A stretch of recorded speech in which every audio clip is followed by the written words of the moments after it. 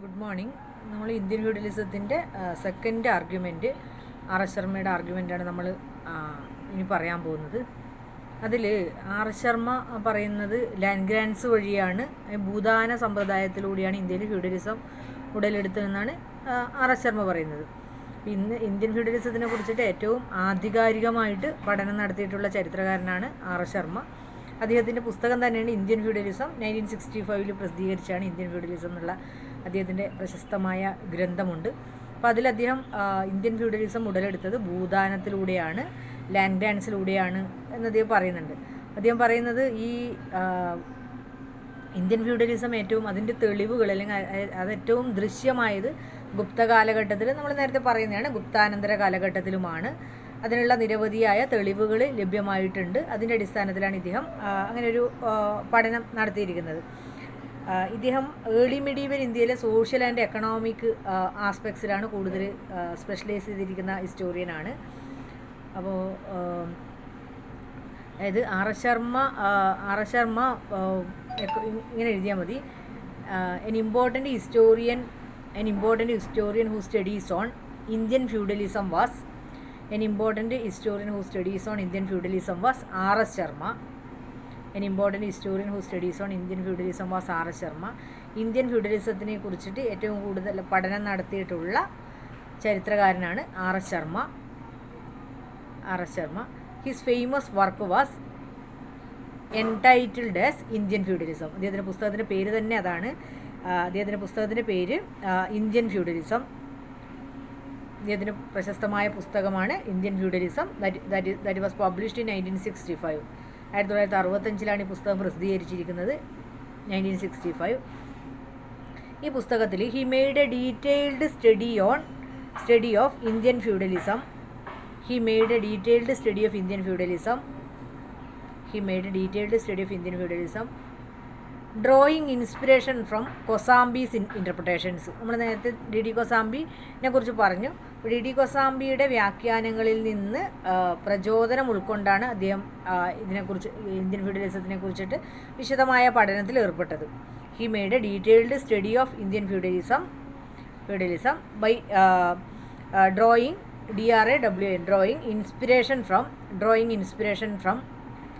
Drawing inspiration from Kosambi's interpretations. Kosambi apostrophe s. കൊസാംബിയുടെ വ്യാഖ്യാനങ്ങളിൽ നിന്ന് പ്രചോദനം ഉൾക്കൊണ്ടുകൊണ്ട് അദ്ദേഹം ഇന്ത്യൻ ഫ്യൂഡലിസത്തെക്കുറിച്ച് വളരെ വിശദമായ പഠനം തന്നെ നടത്തി.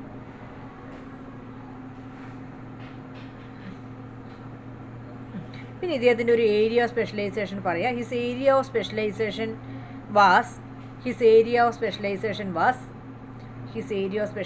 Was mainly the social and economic aspects of ancient and early medieval India.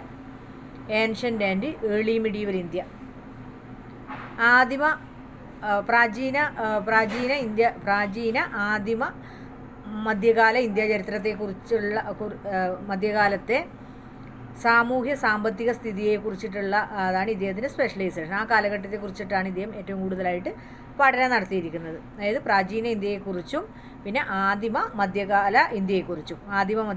Early medieval India, ഈ കാലത്തെക്കുറിച്ചിട്ടാണ് അദ്ദേഹത്തിൻ്റെ സ്പെഷ്യലൈസേഷൻ. ആ ഏരിയയാണ് ഇദ്ദേഹം കോൺസെൻട്രേറ്റ് ചെയ്തിരിക്കുന്നത്. ഓക്കെ. ഇനി ഇദ്ദേഹം അഭിപ്രായപ്പെടുന്നതെന്ന് വെച്ചാൽ ലാൻഡ് ഗ്രാൻസിലൂടെ, വളരെ എളുപ്പത്തിൽ പഠിക്കുക, ഭൂദാനത്തിലൂടെയാണ് ഇന്ത്യയിൽ ഫ്യൂഡലിസം ഉടലെടുത്തതെന്നാണ് ഇദ്ദേഹം പറയുന്നത്. ഇങ്ങനെ എഴുതിയാൽ മതി. According to R S Sharma feudalism in India began with the land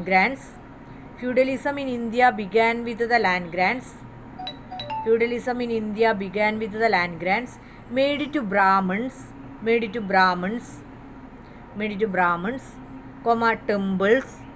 temples and monasteries.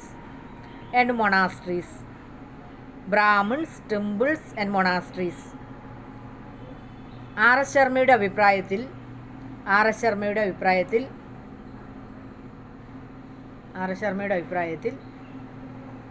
ഇന്ത്യയിൽ ഫ്യൂഡലിസം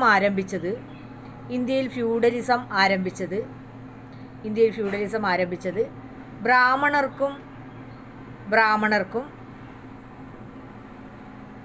ക്ഷേത്രങ്ങൾക്കും മൊണാസ്റ്ററികൾക്കും, മൊണാസ്റ്ററി എന്ന് പറഞ്ഞാൽ ബുദ്ധിസ്റ്റ് മൊണാസ്റ്ററിയാണ്, ബുദ്ധമത വിഹാരങ്ങൾക്കും അല്ലെങ്കിൽ മതസ്ഥാപനങ്ങൾക്ക്, ബുദ്ധമത വിഹാരങ്ങൾക്കും നൽകിയ ഭൂദാനത്തോടെയാണ്.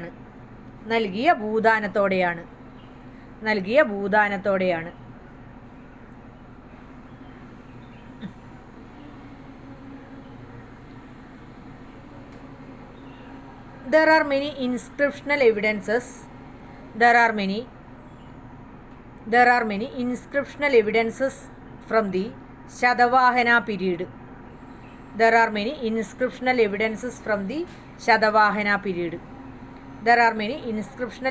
from the Shatavahana period. Satavahana കാലഘട്ടത്തിലെ നിരവധി ലിഖിത തെളിവുകൾ, inscriptional evidences. There are many inscriptional evidences from the Satavahana period. Satavahana കാലഘട്ടത്തിലെ നിരവധി ലിഖിത തെളിവുകൾ നമുക്ക് ലഭ്യമാണ്.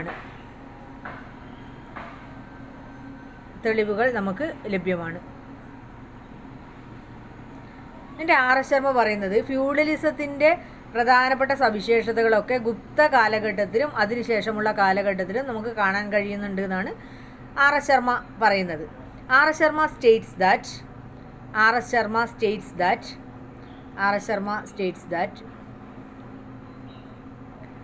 the features of feudalism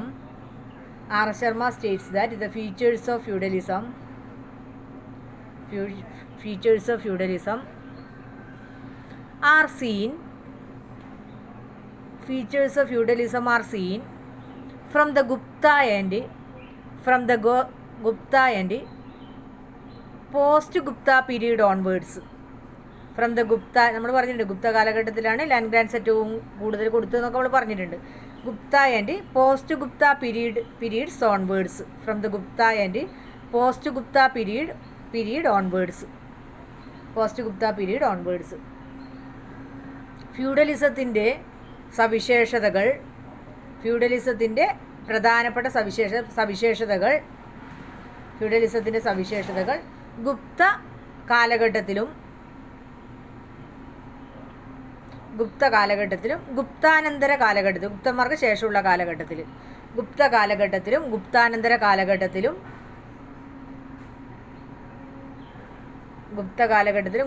കാലഘട്ടത്തിലും കാണാൻ കഴിയും.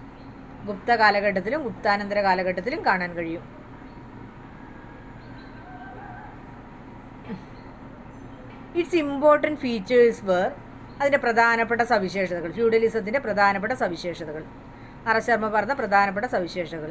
ഇറ്റ്സ് ഇമ്പോർട്ടൻറ്റ് ഫീച്ചേഴ്സ്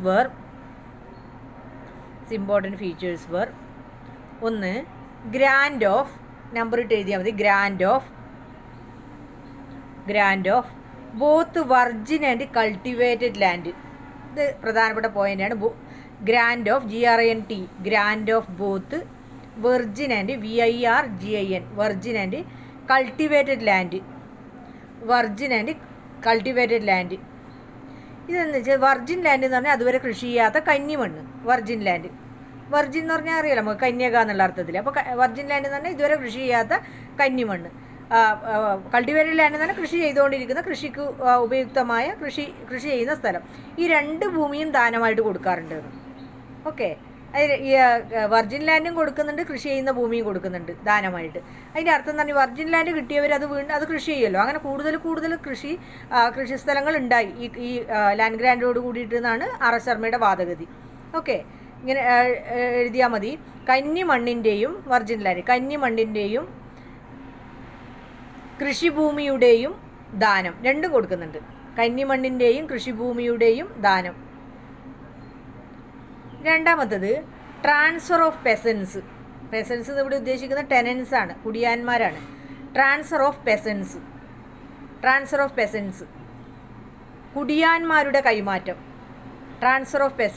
കുടിയാന്മാരുടെ കൈമാറ്റം. ഇതെങ്ങനെയാണെന്ന് വെച്ചാൽ ഭൂമി കൊടുക്കുന്നുണ്ട്. ഭൂമിയോടുകൂടി കർഷകരെ അല്ലെങ്കിൽ അവിടുത്തെ പണിയെടുക്കുന്ന പണിയാളരെയും കൂടിയാണ് കൊടുക്കുന്നത്. അപ്പോൾ അവരുടെ ഒരു കൈമാറ്റം നടക്കുന്നുണ്ട് ഇവിടെ. ഇതാണ് ആർ എസ് ശർമ്മ സൂചിപ്പിക്കുന്നത്.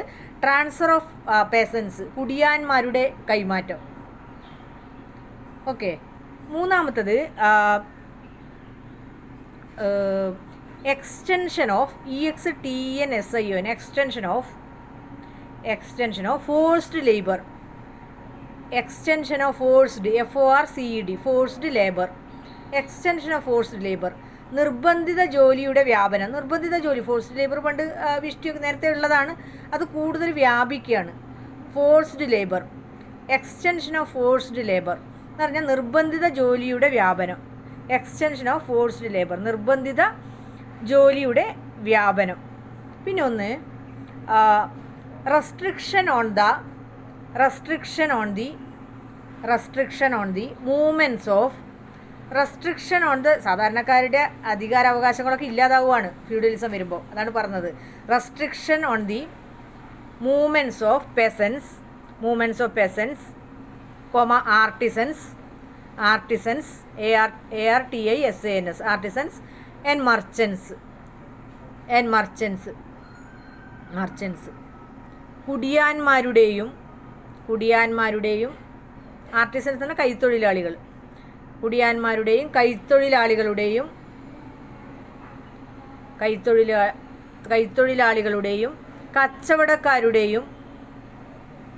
കച്ചവടക്കാരുടെയും സഞ്ചാരത്തിന്മേലുള്ള നിയന്ത്രണം,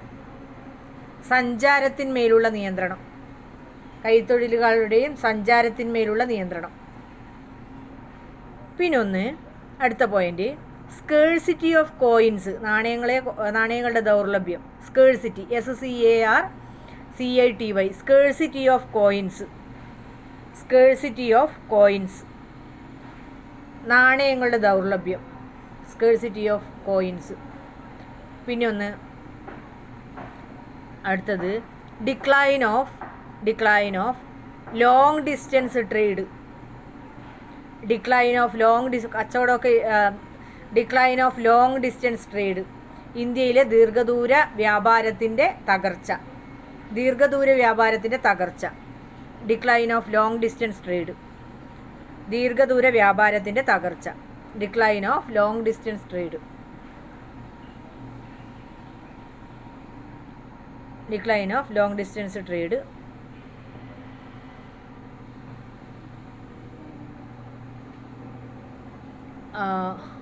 പിന്നെ ഒരു ഡിക്ലൈൻ ഓഫ് ഇത് മതി, ഇതാണ് പ്രധാനപ്പെട്ട ഫീച്ചേഴ്സ്. അപ്പം ഇതിൽ പിന്നെ ആർ ശർമ്മ ഇതിൻ്റെ ഈ ഫ്യൂഡലിസത്തിൻ്റെ പ്രധാനപ്പെട്ട സവിശേഷതകളായിട്ട് ഒന്ന് രണ്ട് കാര്യങ്ങളും കൂടെ പറയുന്നുണ്ട്. ഇങ്ങനെ എഴുതിക്കോ. R Sharma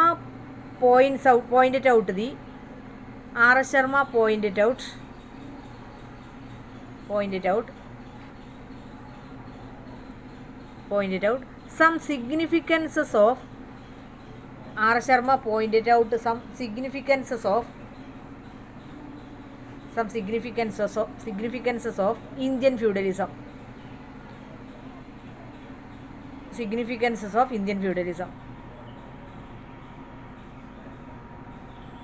R S Sharma Indian ഫ്യൂഡലിസത്തിൻ്റെ ചില പ്രാധാന്യങ്ങളും എടുത്തു കാണിക്കുന്നുണ്ട്, ചില പ്രാധാന്യങ്ങളും എടുത്തു കാണിക്കുന്നുണ്ട്, ചൂണ്ടിക്കാണിക്കുന്നുണ്ട്. അതിലൊന്നെന്ന് വെച്ചാൽ നമ്മൾ പറഞ്ഞു ഈ ഭൂദാനം കൊടുക്കുന്നത് കന്നിമണ്ണ് കൂടെ കൊടുക്കുന്നുണ്ട്, അല്ല വെർജിൻ ലാൻഡും കൂടെ കൊടുക്കുന്നുണ്ട് എന്ന് പറഞ്ഞല്ലോ. ഈ വെർജിൻ ലാൻഡ് കൊടുത്തപ്പോൾ കൂടുതൽ സ്ഥലങ്ങൾ കൃഷി ചെയ്യാൻ തുടങ്ങി. അത് സാധ്യമായത് ഫ്യൂഡലിസത്തോടു കൂടിയാണ്. അതാണ് ഇദ്ദേഹത്തിൻ്റെ ഒരു സവിശേഷതയായിട്ട് പറയുന്നത്. ഇങ്ങനെ എഴുതിയാൽ മതി. Feudalism led to expansion of agriculture. Feudalism കാർഷിക വ്യാപനത്തിലേക്ക് നയിച്ചിട്ടുണ്ട്. നിങ്ങൾക്കത് മനസ്സിലായല്ലോ. കൂടുതലായിട്ട് വെർജിൻ ലാൻഡ്സ് കൊടുത്തപ്പോൾ അതൊക്കെ കൃഷിയോഗ്യമായി, അങ്ങനെ ഒരു കാർഷിക മേഖലയുടെ വളർച്ചയ്ക്ക് സഹായിക്കുന്നുണ്ട്, അല്ലെങ്കിൽ അഗ്രികൾച്ചർ എക്സ്പാൻഷന് സഹായിച്ചിട്ടുണ്ട്. ഓക്കെ, കാർഷിക മേഖലയുടെ വളർച്ചയ്ക്ക് അല്ലെങ്കിൽ എക്സ്പാൻഷൻ അത് സഹായിച്ചിട്ടുണ്ട്. ഓക്കെ, പിന്നെ രണ്ടാമത്തെ എന്തെന്ന് വെച്ചാൽ ഈ ഭൂദാനം കൊടുത്ത ആളുകൾക്ക് അവിടുത്തെ ക്രമസമാധാന പാലനത്തിൻ്റെ ചുമതലയും കൂടെ കൊടുക്കുന്നുണ്ട്. അതായത് ഭൂദാനം കിട്ടിയവർക്കാണ് അവിടുത്തെ പ്രദേശങ്ങളുടെ ലോ ആൻഡ് ഓർഡറിൻ്റെ ചുമതലയും കൂടെ ഇവർക്ക് കിട്ടുന്നുണ്ട്. അത് രണ്ടാമത്തെ ഒരു സവിശേഷതയാണ്. രാജാവിനല്ല, മറിച്ച് ഇത് കിട്ടിയ ആൾക്കാണ്. ഓക്കെ, സ്വീകർത്താക്കൾക്കാണ് കൂടുതൽ അവിടുത്തെ ക്രമസമാധാനത്തിൻ്റെ നിയന്ത്രണം കിട്ടുന്നത്. രണ്ടാമത്തെ എഴുത് land grants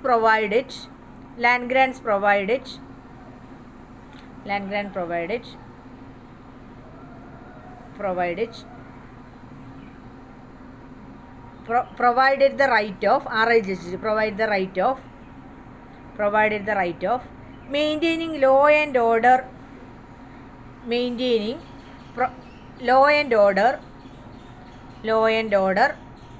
in the donated areas.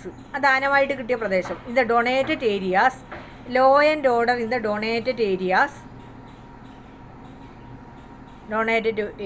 to the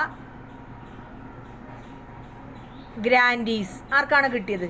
to the grantees, GRANTEES, to the grantees. ഇങ്ങനെ എഴുതിയത് ഭൂദാനത്തിലൂടെ ലഭിച്ച പ്രദേശത്തെ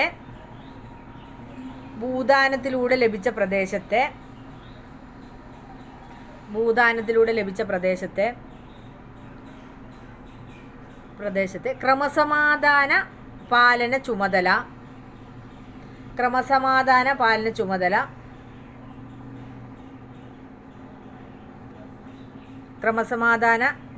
ചുമതല സ്വീകർത്താക്കൾക്കാണ് ലഭിച്ചത്. ആ ഭൂമി കിട്ടിയവർക്കാണ് ലഭിച്ചത്, സ്വീകർത്താക്കൾക്കാണ് ലഭിച്ചത്. ആരാണ് ഭൂമി സ്വീകരിച്ച് അവർക്കാണ് കിട്ടിയത്, സ്വീകർത്താക്കൾക്കാണ് ലഭിച്ചത്. അടുത്ത പോയിന്റ് എന്താണെന്ന് വെച്ചാൽ land grants led to the, മൂന്നാമത്തെ point, land grants led to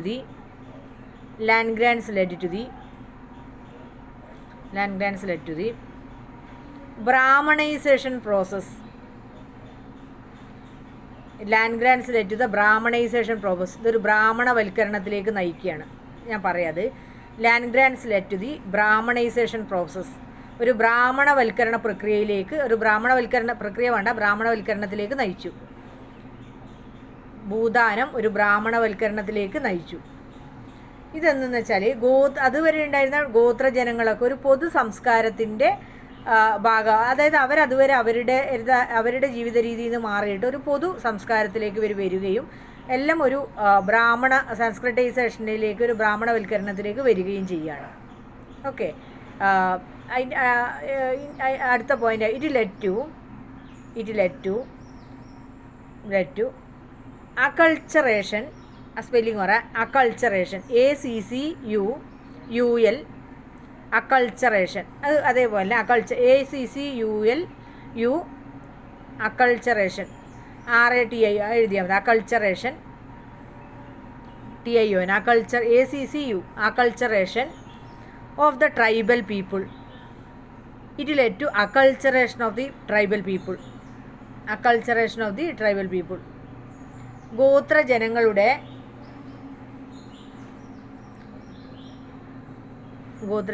പൊതു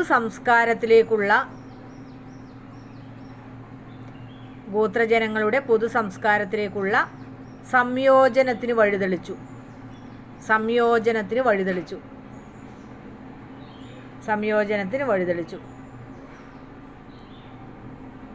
ഇനി അടുത്ത പാരഗ്രാഫിലാണ് പറയേണ്ടത്, RS ശർമ്മ ഇന്ത്യൻ ഫ്യൂഡലിസത്തിന് 3 ഘട്ടങ്ങളുണ്ട് എന്ന് പറയുന്നുണ്ട്. ഏത് മുതൽ അത് പറയാം. ഇങ്ങനെ എഴുതിക്കോ. RS ശർമ്മ ഒബ്സർവ്സ് ദാറ്റ്, അടുത്ത പാരഗ്രാഫിൽ RS Sharma observes that there are 3 phases of feudalism, Indian feudalism. 3 phases, PHA-SCS. There are 3 phases of PHA-SCS. ആദ്യം ഇന്ത്യൻ ഫ്യൂഡലിസം എന്നുള്ള പുസ്തകത്തിൽ പറയുന്നതാണ്. There are 3 phases of Indian feudalism. Indian ഫ്യൂഡലിസത്തിന് 3 ഘട്ടങ്ങളുണ്ടെന്ന് RS ശർമ്മ നിരീക്ഷിക്കുന്നു. There are 3 phases of Indian feudalism. Indian ഫ്യൂഡലിസത്തിന് 3 ഘട്ടങ്ങളുണ്ടെന്ന് RS Sharma നിരീക്ഷിക്കുന്നു. There are 3 phases of Indian feudalism. Indian ഫ്യൂഡലിസത്തിന് 3 ഘട്ടങ്ങളുണ്ടെന്ന് RS ശർമ്മ നിരീക്ഷിക്കുന്നു. അതിലൊന്ന്, the first phase covers the first phase, ഒന്നാം ഘട്ടം first phase covers the period between 300 CE to 750 CE. 300 CE to 750 CE. ഒന്നാം ഘട്ടം 300 പൊതുവർഷം 300 മുതൽ 750 വരെയാണ് പൊതുവർഷം CE. പൊതുവർഷം 300 മുതൽ 750 വരെയാണ് പൊതുവർഷം CE ആണ്. ഓക്കെ, ഈ കാലഘട്ടത്തിൻ്റെ സവിശേഷതയായിട്ട് പറയുന്നതെന്ന് വെച്ചാൽ ലാൻഡ് ലോഡ്സ് ശൂദ്രാസ് വർ ട്രാൻസ്ഫോംഡ് ആസ് പെസൻസ്. ശൂദ്രാസ് വർ ട്രാൻസ്ഫോംഡ് ആസ് പെസൻസ്. ശൂദ്രാസ് വർ ട്രാൻസ്ഫോംഡ് ആസ് പെസൻസ് ഈ കാലഘട്ടത്തിൽ ഉണ്ടാവുന്നതാണ്. ഈ കാലഘട്ടത്തിൽ ശൂദ്രാസ് വർ ട്രാൻസ്ഫോംഡ് ആസ് പെസൻസ്, ശൂദ്രന്മാർ കുടിയാന്മാരായിട്ട് മാറുവാണ്. ഈ ഘട്ടത്തിൽ ശൂദ്രന്മാർ കുടിയാന്മാരായിട്ട് അവരുടെ സ്ഥാനം കുറയാണ്, കുടിയാന്മാരായിട്ട് മാറി. ശൂദ്രന്മാർ കുടിയാന്മാരായിട്ട് മാറി, കുടിയാന്മാരായിട്ട് രൂപാന്തരം പ്രാപിച്ചു, അവർ മാറി. ഇനി പറഞ്ഞത് ലാൻഡ് ലോഡ്സ് ബിക്കെയിം ഡോമിനൻറ്റ്. ഈ ഭൂപ്രഭുക്കന്മാർ കൂടുതൽ ശക്തരായി മാറി. ഭൂപ്രഭുക്കന്മാർ ഫസ്റ്റ് സ്റ്റേജിൽ ഭൂപ്രഭുക്കന്മാർ ശക്തരായി മാറി. ഭൂപ്രഭുക്കന്മാർ ശക്തരായി മാറി. രണ്ടാമത്തെ പോയിൻ്റാണ് ഭൂപ്രഭുക്കന്മാർ ശക്തരായി മാറി. മൂന്നാമത്തെ പോയിൻ്റ് അതിൽ Samantha system was developed. Samantha SAMANTA Samantha system was developed. Samantha സമ്പ്രദായം രൂപപ്പെട്ടു അല്ലെങ്കിൽ വികസിച്ചു. Samantha system was developed. Samantha സമ്പ്രദായം രൂപപ്പെട്ടു. ഇതെന്തെന്ന് വെച്ചാൽ ഈ ഭൂപ്രഭുക്കന്മാർ രൂപപ്പെട്ടതോട് കൂടിയിട്ട് ഈ ഒരു കേന്ദ്രീകൃത അതോറിറ്റി എന്ന് പറഞ്ഞാൽ രാജാവ് ഉണ്ട്. പക്ഷെ രാജാവിന് ചുറ്റിലുമുള്ള നാടുവാഴികൾ ഒരു ഭൂപ്രഭുക്കന്മാർ രൂപപ്പെടും. അവരൊക്കെ ഇവരുടെ ഒരു സാമന്തന്മാരായിട്ട് മാറുവാണ്. ഓക്കെ, ഈ രാജാവിൻ്റെ സാമന്ത പ്രഭുക്കന്മാരായിട്ട് ഇവർ മാറുവാണ്. അപ്പം ലാൻഡ് ലോഡ്സ് വളരെ ശക്തരാവുകയും ശൂദ്രന്മാർ കുടിയാന്മാരായിട്ട് രൂപാന്തരം പ്രാപിക്കുകയും ചെയ്തു. ഇതാണ് ഫസ്റ്റ് സ്റ്റേജ്. ഓക്കെ, ഇനി second stage, second phase or second stage. Phase PHASE ആണ്, ഘട്ടം.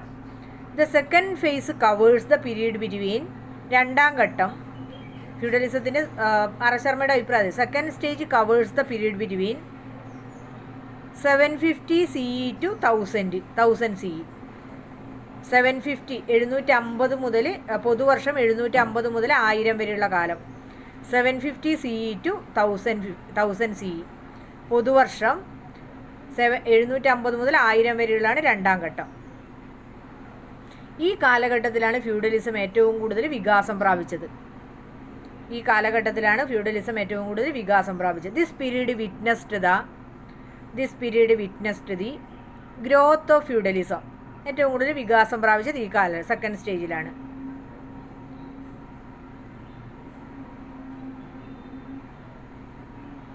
ഓക്കെ, ഏറ്റവും കൂടുതൽ വികാസം പ്രാപിച്ചത് ഈ കാലത്താണ്. ഇതിൽ പറയേണ്ടത് ഡ്യൂറിങ് ദിസ് പീരീഡ് ഞാനിതൊരു പോയിന്റ് പറയട്ടെ. പ്രൊപ്രൈറ്ററി റൈറ്റ്സ്, അതായത് അതുവരെ ഈ ഭൂദാനം കിട്ടുന്ന ആളുകൾക്ക് ഡോണി എന്ന് പറഞ്ഞാൽ സ്വീകർത്താവ്.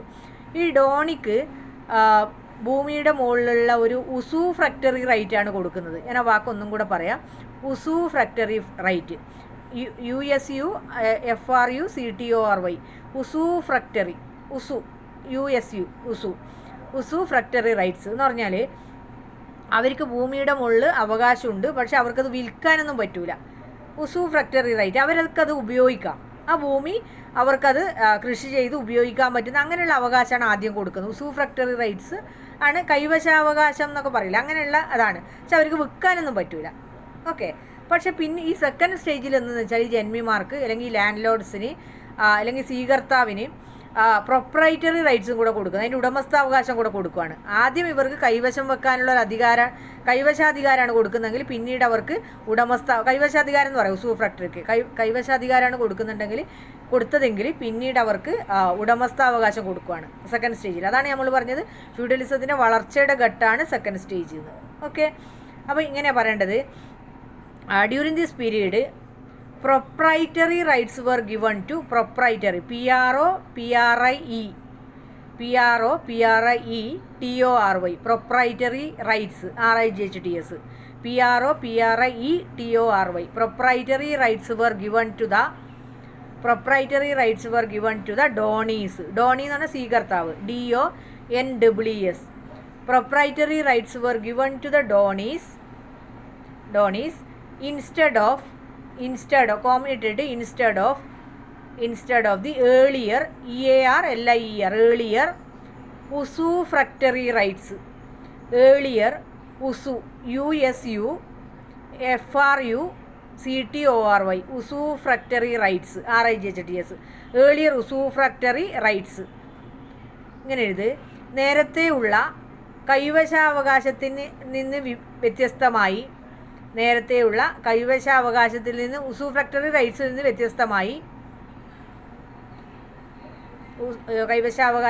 വ്യത്യസ്തമായി സ്വീകർത്താവിന് ഭൂമിയുടെ ഉടമസ്ഥാവകാശം നൽകി. അതാണ് ഏറ്റവും പ്രധാനപ്പെട്ട stage. Okay. Third stage 1000 CE to 1200 CE 1200 CE to 1200 1200 CE 1000 മുതൽ 1200 വരെയുള്ളതാണ് രണ്ടാം ഘട്ടം. പൊതുവർഷം 1000 മുതൽ 1200. ഓക്കെ. ഈ ഘട്ടത്തിലാണ് this period marked the culmination of the growth of feudalism. This period marked the culmination of the growth of feudalism.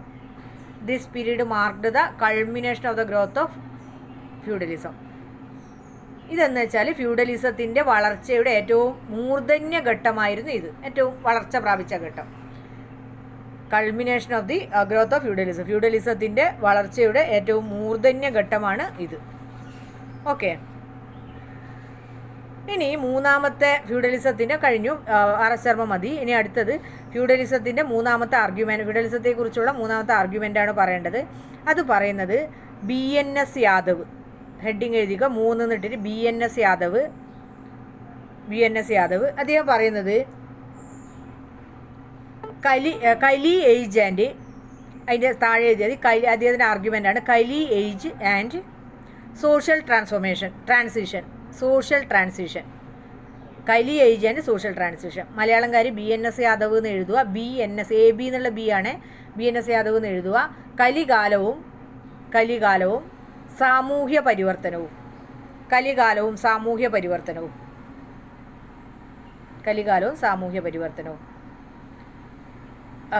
ഇതെന്ന് വെച്ചാൽ ഈ Indian ഫ്യൂഡലിസവുമായി ബന്ധപ്പെട്ട് കലി ഏജ് എന്നുള്ള കൺസെപ്റ്റ് കൊണ്ടുവന്നത് BNS യാദവ് എന്നുള്ള ഹിസ്റ്റോറിയനാണ്. കലി ഏജും ആ കാലഘട്ടത്തിലുണ്ടായിരുന്ന സാമൂഹ്യ പരിവർത്തനം, സോഷ്യൽ ട്രാൻസിഷൻ. അപ്പം ഇദ്ദേഹം പറയുന്നതെന്ന് വെച്ചാൽ BNS യാദവ് പറയുന്നതെന്ന് വെച്ചാൽ ഈ കാലഘട്ടത്തിൽ നമ്മൾ സാധാരണ ഉപയോഗിക്കുന്ന കലികാലം എന്ന് പറയില്ലേ, എന്തെങ്കിലും ഒരു ആപത്തൊക്കെ വരുമ്പോൾ പറയും കലികാലാണ്, ക്രമം തെറ്റിയിട്ട് മഴ പെയ്താലൊക്കെ നമ്മളെ വീട്ടിലെ അമ്മമ്മയൊക്കെ പറയും കലികാലം വരുന്നു പറയും. അതായത് നിലവിലുള്ള സിസ്റ്റത്തിൽ നിന്ന് വ്യത്യസ്തമായിട്ട് എന്തെങ്കിലും സംഭവിക്കുന്നതിനാണ് നമ്മൾ കലികാലം എന്നുള്ള കലി ഏജ് എന്നുള്ള വാക്കുകൊണ്ട് പൊതുവെ നമ്മളെപ്പോഴും ഉപയോഗിക്കുന്നൊരു വാക്കാണ്. അതായത് നിലവിലുള്ള സിസ്റ്റത്തിൽ നിന്ന് വിഭിന്നമായിട്ട് എന്തെങ്കിലും സംഭവിക്കുമ്പോൾ അതിനെ സൂചിപ്പിക്കാനാണ് ഈ കലികാലം എന്നുള്ള വാക്ക് ഉപയോഗിക്കുന്നത്. അതായത് നിലവിലുള്ള സിസ്റ്റത്തിൽ എന്തൊക്കെയോ മാറ്റം വരുന്നത് അതിനാണ്. അപ്പം അതുകൊണ്ടാണ് ഇത് BNS യാദവ് പറയുന്നത് ഈ കാലത്ത്, അതായത് കലി ഏജ് എന്ന് പറയുന്ന കാലത്ത്, അതായത് നമ്മൾ ഫ്യൂഡലിസം എന്ന് പറയുന്ന ഏർലി മീഡിയവൽ ഇന്ത്യയിലെ കാലത്ത് എന്ന് പറഞ്ഞാൽ വിദേശ ആക്രമണങ്ങൾ ഉണ്ടാവുന്നു. അതുവരെ ഇല്ലാത്ത കുറേ കാര്യങ്ങൾ, വിദേശാക്രമണങ്ങൾ, ഹൂണന്മാരുടെ ആക്രമണങ്ങൾ, പിന്നെ പറയണത് എന്താ പറയുക, നാച്ചുറൽ കലാമിറ്റി, പ്രകൃതിക്ഷോഭങ്ങൾ, വരൾച്ച ഉണ്ടാവുന്നു, ക്ഷാമം ഉണ്ടാവുന്നു, അങ്ങനെ ഒരുപാട്, പിന്നെ സാമ്പത്തികമായിട്ടുള്ള തകർച്ച ഉണ്ടാവുന്നു. പിന്നെ ഒന്ന് പറയുന്നത് ഈ അതുവരെ ഉണ്ടായിരുന്ന വർണ്ണ സമ്പ്രദായം, ചാതുർവർണ്ണ, ആ വർണ്ണ സമ്പ്രദായത്തിൽ നിന്ന് അതിൻ്റെ തകർച്ച ഉണ്ടാവുന്നു. അപ്പോൾ നിലവിലുള്ളതിൽ നിന്നൊക്കെ ഒരു മാറ്റം ഉണ്ടാവുന്നു, അതിൻ്റെയൊക്കെ തകർച്ച ഉണ്ടാവുന്നു. അപ്പോൾ അതിനെയൊക്കെ സൂചിപ്പിക്കാൻ വേണ്ടിയിട്ടാണ്. പിന്നെ ഒരു സാമൂഹ്യ സംഘർഷങ്ങൾ ഉണ്ടാവുന്നു, നാട്ടിലൊക്കെ സംഘർഷം ഉണ്ടാവുന്നു.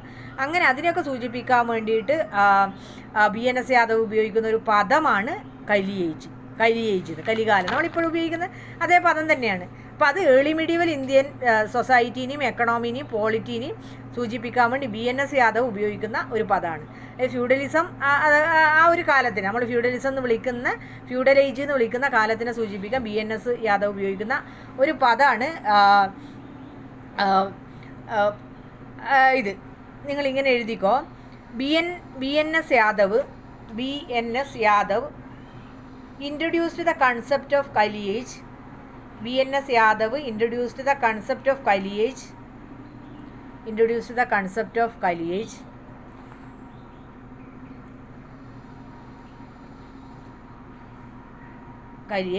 to denote the DENOT സൂചിപ്പിക്കുക, to denote the medieval social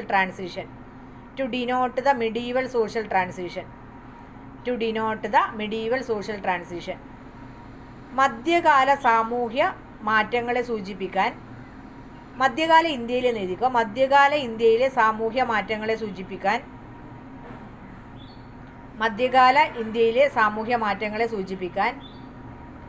BNS Yadav ഉപയോഗിച്ച പരികൽപ്പനയാണ്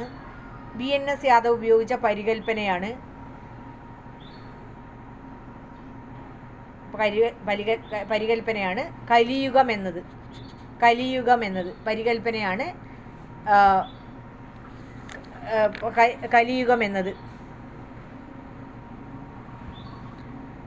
നിങ്ങൾക്ക് വാക്ക് മനസ്സിലായല്ലോ? കലിയുഗം എന്ന് പറഞ്ഞാൽ നിലവിലുള്ള വ്യവസ്ഥയിൽ നിന്ന് എന്തെങ്കിലും സംഭവിക്കും, അതിന് തകർച്ചയൊക്കെ ഉണ്ടാകുമ്പോൾ നമ്മൾ കലികാലം വന്നു എന്നൊക്കെ പറയില്ല, അതന്നെയാണ് ഇത്.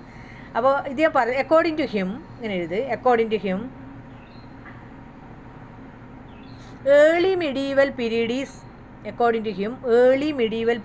Called Kali age. Early medieval period is called Kali age due to the following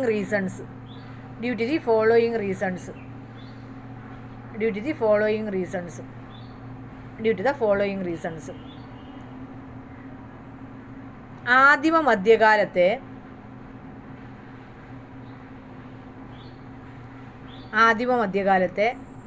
കലിയുഗം എന്ന് വിശേഷിപ്പിക്കുന്നത്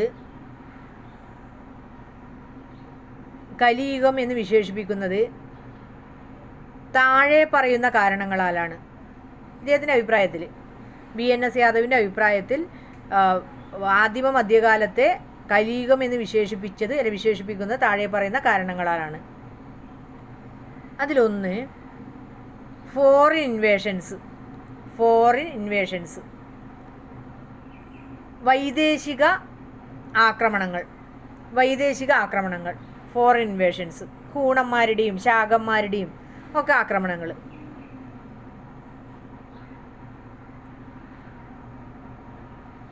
മെയിൻലി ഹൂണ ആക്രമണങ്ങളാണ് ഗുപ്ത സാമ്രാജ്യം തകരാനുള്ളൊക്കെ കാരണം. അപ്പോൾ മെയിൻലി ഇത് ഹൂണ ഇൻവേഷൻസ്, പ്രധാനമായി ഹൂണന്മാരുടെ ആക്രമണങ്ങൾ. അതിൽ അങ്ങനെ എഴുതിയാൽ മതി, പ്രധാനമായി ഹൂണന്മാരുടെ ആക്രമണങ്ങൾ, ഹൂണ ഇൻവേഷൻസ്, പ്രധാനമായി ഹൂണന്മാരുടെ ആക്രമണങ്ങൾ. രണ്ടാമത്തത് നാച്ചുറൽ കലാമിറ്റീസ് ലൈക്ക്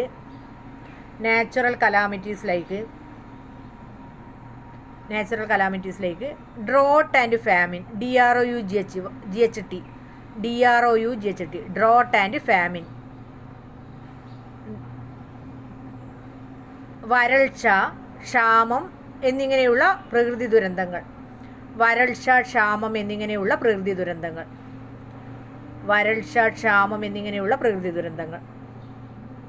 മൂന്നാമത്തത് economic decline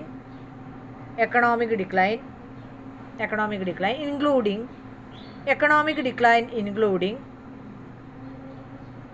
decline of cities, decline of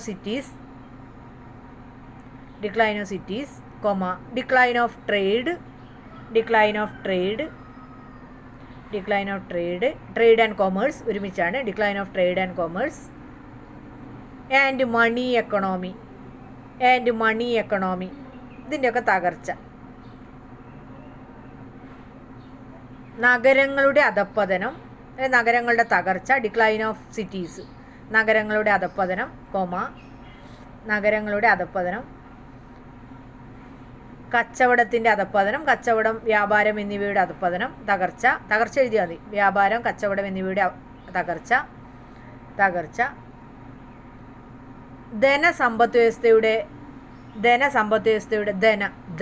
money economy, ധനസമ്പത്ത് വ്യവസ്ഥയുടെ നാശം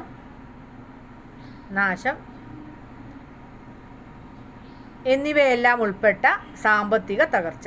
ഇതെല്ലാം സാമ്പത്തിക തകർച്ച എന്ന് എഴുതിയാലും മതി കേട്ടോ. എന്നിവയെല്ലാം ഉൾപ്പെട്ട സാമ്പത്തിക തകർച്ച. അടുത്തത് the disturbances in the chaturvarna system, ചാതുർവർണ്ണ വ്യവസ്ഥിതിയിലെ പ്രശ്നങ്ങൾ. ഡിസ്റ്റർബൻസസ് ഇൻ ദ, ചിലവരൊക്കെ തെറ്റിച്ച് നടക്കാൻ തുടങ്ങി, അങ്ങനെയുള്ള പ്രശ്നങ്ങൾ. Disturbances in the chaturvarna system, disturbances in the chaturvarna system, ചാതുർവർണ്ണ വ്യവസ്ഥിതിയിലെ പ്രശ്നങ്ങൾ, അതിലെ ചില കുഴപ്പങ്ങൾ, ചാതുർവർണ്ണ വ്യവസ്ഥിതിയിലെ കുഴപ്പങ്ങൾ. പിന്നെ സോഷ്യൽ കോൺഫ്ലിക്ട്സ്, അടുത്ത പോയിന്റ്, സാമൂഹ്യ സംഘർഷങ്ങൾ, social conflicts.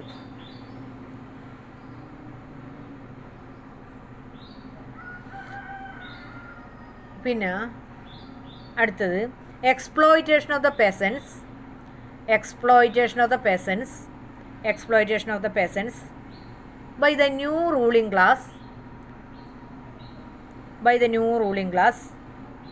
exploitation of the peasants by new ruling class. പുതിയ ഭരണവർഗത്തിൻ്റെ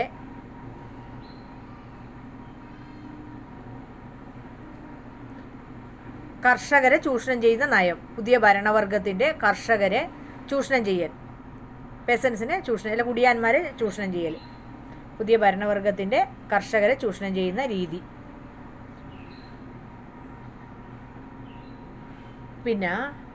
പിന്നെ ഒരുപാട് ഹെറിറ്റിക് റിലീജിയൻസ് ഉണ്ടാവുന്നു ഈ കാലഘട്ടത്തിൽ. അതായത് ദൈവത്തിന് നിഷേധിക്കുന്ന ചില മതങ്ങളൊക്കെ ഉണ്ടാവുന്നു. അപ്പോൾ അതൊരു വലിയൊരു കാര്യമായിരുന്നു. ഇങ്ങനെ എഴുതിക്കോ, impact of IMPS, impact of heretic religions, impact of heretic, HERETIC, heretic എന്ന് പറഞ്ഞാൽ മതനിഷേധം എന്നുള്ള അർത്ഥത്തിലാണ്, ദൈവനിഷേധം. ഹെറിറ്റിക് റിലീജിയൻസ് ദൈവനിഷേധ മതങ്ങളുടെ എന്താണ് ഇമ്പാക്റ്റിന് പറയാം നമ്മൾ, ദൈവനിഷേധ മതങ്ങളുടെ പ്രഭാവം. പിന്നെ ഒന്നും കൂടിയുണ്ട്, അതുവരെയുള്ള മൂല്യങ്ങളുടെയൊക്കെ ഒരു അധപ്പതനം ഉണ്ടാവുന്നുണ്ട്. ദ ജനറൽ ഡിക്ലൈൻ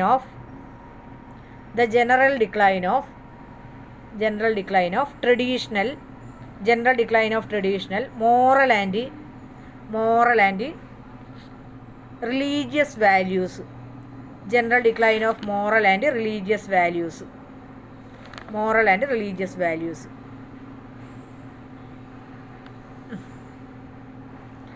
ഇനി ഇത് BNS യാദവിൻ്റെ Kali age and social transition എന്നുള്ള പോയിൻ്റാണ്. ഇനി നാലാമത്തെ പോയിന്റ് RS ശർമ്മ തന്നെ പറയുന്നത് കലി ക്രൈസിസ് എന്ന് പറഞ്ഞിട്ടുള്ള ഒരു ആർഗ്യുമെൻ്റാണ്, കലി പ്രതിസന്ധി. അത് RS ശർമ്മ നേരത്തെ ലാൻഡ് ഗ്രാൻഡ് വഴിയാണ് ഈ ഒരു ആസ്പെക്റ്റിനെയും RS ശർമ്മ ഡിസ്ക്രൈബ് ചെയ്യുന്നുണ്ട്. അപ്പോൾ നിങ്ങൾ ഹെഡിങ് എഴുതിക്കോ, നാലാമത്തെ point Kali crisis, KALI, Kali crisis, CRISIS, Kali crisis of RS Sharma. RS ശർമ്മയാണ് ആ ഒരു സിദ്ധാന്തം കൊണ്ടുവരുന്നത്. മലയാളത്തിൽ RS ശർമ്മയുടെ കലി പ്രതിസന്ധി ഇത് അടുത്തതിലെടുക്കുക, ഒന്നിച്ചാകുമ്പോൾ ഇത് പഠിക്കാൻ ബുദ്ധിമുട്ട്.